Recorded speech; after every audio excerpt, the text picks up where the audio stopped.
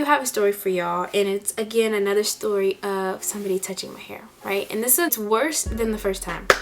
A few of my friends and I, we went out, and if you're from the Miami area, you know a neighborhood called Wynwood. There's a place called Brick House, and it's not a club, it's like an open bar, but there's dancing and whatever. So I go there often enough, and it's like a spot to go to when I go back home. And this was Christmas break, so this is December. This literally kind of just happened. So yeah, we're all out, whatever, you know, Brick House, cool vibes, you dance with your friends and keep it moving. So Brick House or Wynwood kind of shuts down around at 2 or 3, I'm not really sure.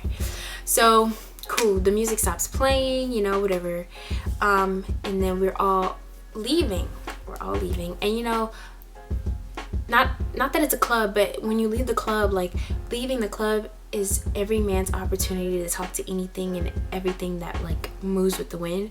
So of course, you know, whatever. So this is, yeah. So and then I kind of get this inkling that men who like locks are like, they love locks. Like, it's not just like a love, like it's like a, oh my god. Because I feel like, okay, there's men who love natural hair, and they'll tell you that they love natural hair, but there's also men who love locks. And I feel like and this could just be my opinion, obviously it's my opinion, but I feel like men who love locks overly love locks. But I appreciate the love from everybody. So yeah, so this is that kind of instance. So there was this young man, he was, you know, talking to me, whatever. He was like, this was destiny for us to meet. And I was like, oh, for real? Like, I egg people on, and it's so bad. It is so bad. And whatever. So you know how like the walk out of the club is like so stagnated or whatever. So we split up for a little bit, and then we ended up meeting up again.